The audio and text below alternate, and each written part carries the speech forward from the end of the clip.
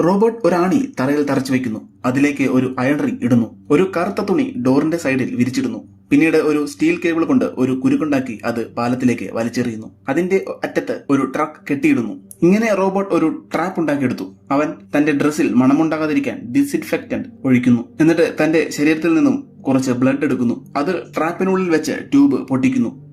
എല്ലാം റെഡിയാക്കി റോബോട്ട് ഡോറിന്റെ ഫ്രണ്ടിൽ കാത്തിരിക്കുന്നു. പെട്ടെന്ന് ട്രാപ്പ് റിലീസായി ഒരു ജീവി കറുത്ത തുണിയിൽ പൊതിഞ്ഞ് വരുന്നു. റോബോട്ട് ആ ജീവിയെ തന്റെ ലാബിലേക്ക് കൊണ്ടുപോകുന്നു. അതിന്റെ ശരീരത്തിലേക്ക് അവൻ കണ്ടുപിടിച്ച മരുന്ന് കുത്തിവെക്കുന്നു. പക്ഷെ ആ മരുന്നിന് ആ ജീവിയെ തിരികെ ഒരു മനുഷ്യനാക്കാൻ സാധിച്ചില്ല. പകരം ആ ജീവിയുടെ ഹൃദയം നിശ്ചലമാകാൻ തുടങ്ങി. അത് കണ്ട് റോബോട്ട് അവളുടെ ശരീരത്തിലേക്ക് തിരികെ വൈറസ് കുത്തിവെക്കുന്നു. പിറ്റേന്ന് ഭക്ഷണത്തിന് വേണ്ടി സിറ്റിയിൽ കൂടി പോകുമ്പോൾ അവൻ ഒരു പ്രതിമ റോഡ് സൈഡിൽ ആരോ വെച്ചിരിക്കുന്നത് കാണുന്നു. വേറെ മനുഷ്യരാരും ഇല്ലാതിരുന്ന സ്ഥലത്ത് എങ്ങനെ ആ പ്രതിമ വന്നെന്ന് അവന് സംശയമായി. പാനിക്കായ റോബോട്ട് അത് വെടിവെച്ചിടുന്നു. അതിനടുത്തേക്ക് നടന്ന റോബോട്ട് ഒരു ട്രാപ്പിൽ പെടുന്നു. അവന്റെ തലയിടിച്ചത് മൂലം അവന്റെ ബോധം പോകുന്നു. അവൻ ഉണർന്നപ്പോൾ സൂര്യൻ അസ്തമിക്കാൻ തുടങ്ങിയിരുന്നു. അവൻ തന്റെ കത്തിയെടുത്ത് റോപ്പ് കട്ട് ചെയ്യുന്നു.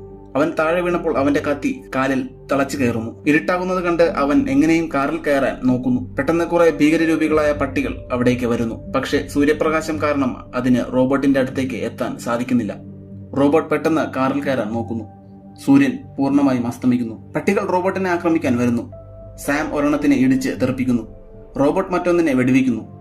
അവസാനത്തെ പട്ടി അവനെ മറിച്ചിടുന്നു. സാം അതിനെയും ഇടിച്ച് തെറിപ്പിക്കുന്നു. ഉടനെ റോബോട്ട് തോക്കെടുത്ത് അതിനെ കൊല്ലുന്നു. സാമിന് പട്ടികളുടെ ആക്രമണത്തിൽ പരിക്കേറ്റിരുന്നു. സാമിനെ റോബോട്ട് ലാബിലെത്തിച്ച് തന്റെ മരുന്ന് കുത്തിവെക്കുന്നു. പക്ഷേ സമയം പോകുന്തോറും സാമിന് മാറ്റങ്ങൾ വന്ന് തുടങ്ങുന്നു. അവൻ പതിയെ ഒരു ഭീകരജീവിയായി മാറാൻ തുടങ്ങുന്നു. ഇത് കണ്ട റോബോട്ട് നിറഞ്ഞ കണ്ണുകളോടെ തന്റെ പ്രിയപ്പെട്ട കൂട്ടുകാരനെ കഴുത്ത് ഞെരിച്ച് കൊല്ലുന്നു. സാമിനെ കുഴിച്ചിട്ട് റോബോട്ട് അവന്റെ മരണത്തിന് പകരം ചോദിക്കാൻ പോകുന്നു.